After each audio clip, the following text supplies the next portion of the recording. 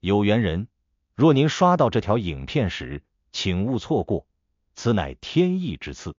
您的財運將如約而至，意外之喜接踵而至，請滿懷信心，親自迎接這份富貴。訂閱點讚，給這份福澤一個回應，讓財富與健康更加穩固長久。有福之人在留言區評論一句接財接好運，為家人和孩子接下這份好運。願你闔家歡樂，事業順利，疾病與霉運永遠遠離你們的生活。今天要分享的內容是屬猴人警惕11月最後一周氣場紊亂，這兩個方向千萬別去。屬猴的朋友，進入11月最後一周，你會明顯感覺到一種說不上來的不安，好像心裡老是空落落的，做事也容易分神，甚至連以前擅長的事情都容易犯低級錯誤。很多屬猴人在這個時間段都會出現同樣的狀態，並不是你個人的問題，而是你整個月的氣場在最後一周進入了一個紊亂期。這裡的紊亂不是倒霉到極致，而是五行流轉到你身上的時候出現了輕微的衝突，讓你在事業、人際、財運等方面暫時不在狀態。如果你能提前知道這種變化，調整方向，避開破煞位置，這一周就不會對你造成什麼影響，甚至還能借機重整氣場，為12月的好運做鋪墊。屬猴人在11月本來的整體氣場是偏旺的，因為申金當令，遇上月令的水氣，本來是金生水，水來潤金，對屬猴人來說是一個靈感增強、判斷力更強的好狀態。但偏偏到了月末的這一周，水氣過旺，金被制，五行力量失衡，讓屬猴人特別容易出現心浮氣躁、思緒亂跳、判斷失誤的情況。這個時間段的你，看似忙忙碌碌，但效率不高；看似人際不斷，但容易遇到讓你心累的人；看似機會多，但未必是對你有利的。而命理上把這種狀態稱為旺極則亂，就像一杯水倒滿後繼續倒，它就會溢出來，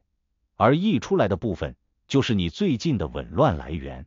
在這一周中，尤其要注意两個方向的气场對你不利。結合五行與方位，屬猴在這個時段最不適合前往的就是正北與東南兩個方向。原因非常明確，正北屬水，而你的金在這幾天已經被水克的有點撐不住了，再向正北走，只會被水氣壓得更重，人會更累，心會更亂，甚至容易出現破財、判斷錯誤、事業不順的情況。而東南屬木，木克土，但也會耗金，會讓你整個人心情煩躁，容易與人產生誤會，尤其是感情方面的小摩擦特別容易被放大。本來一點小事，也許你一句話就能解決，但偏偏在這幾天你就是容易想太多，說錯話，被誤會，被情緒影響。所以這兩個方向在11月最後一周盡量減少前往，尤其是長途出行、談合作、做重大決策，都最好能避就避。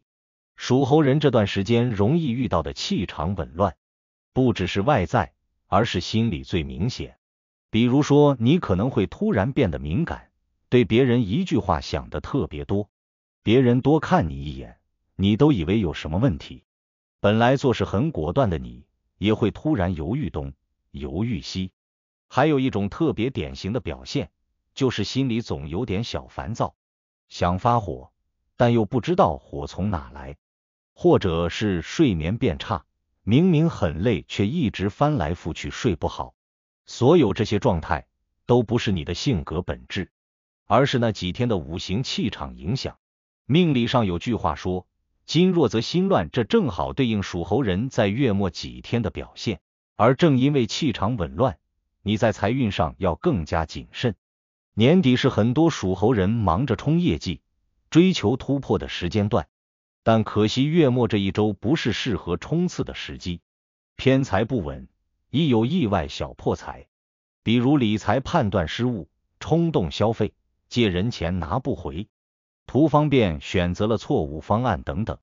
如果你此時選擇冒進，很容易因為一個小細節導致不必要的損失。但反過來說，這不是破大財，而是提醒是破財。命理裡這種破財其實反倒有擋災的作用，你可以把這些小損耗當成提醒，你的氣場到了該調整的時間點。不過，好消息是，這種紊亂是短暫的，而且只要你懂得調整，它對你完全構不成重大影響。比如說，這幾天你最需要做的是讓自己慢下來，減少無謂的應酬，減少情緒化的溝通，減少不必要的出門走動，尤其是避免前往正北和東南。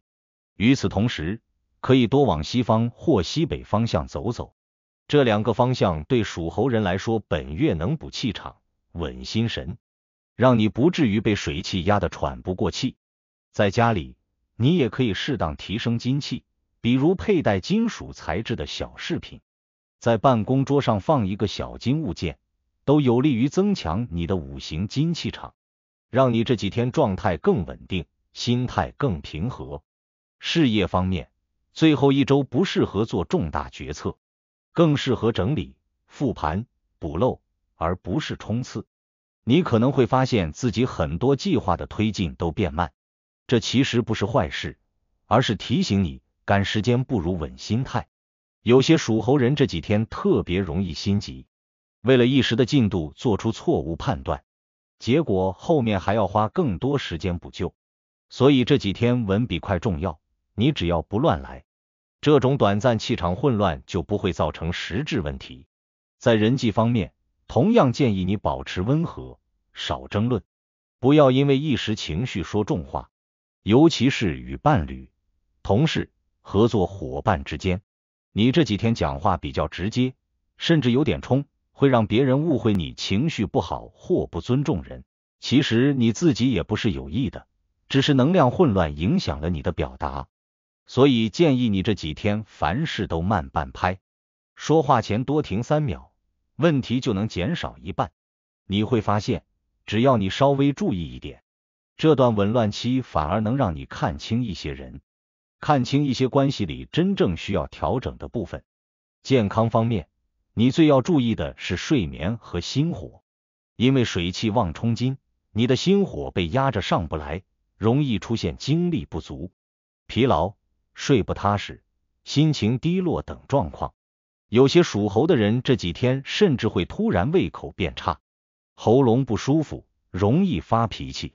這些都是典型的氣場被擾亂後的身體信號。所以不妨利用這幾天讓自己早睡，少熬夜，少喝咖啡，多喝溫水。身體恢復得越快，你的氣場也越穩。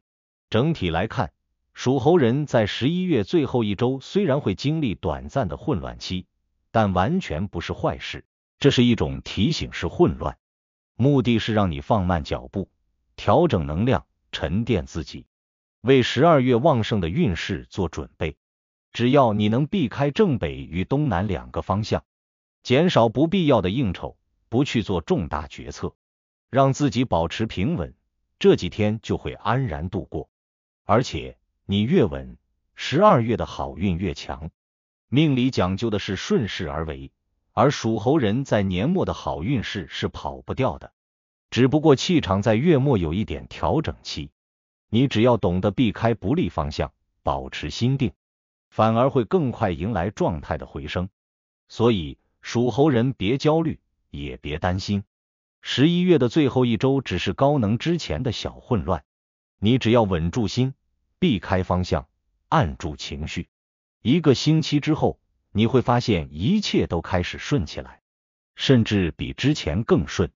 年底的機遇、貴人、財運都正在路上等你，而這幾天的安靜和調整，就是你好運到來前的必要鋪墊。如果您覺得本期視頻對您有幫助，別忘了評論、點讚、分享加訂閱頻道。在接下來的視頻將繼續揭示幾千年生肖文化密碼背後所孕育的哪些命運和神秘信息。願您在未來的發展道路上，每一步都穩健而有力，確保前行的每一步都堅實可靠。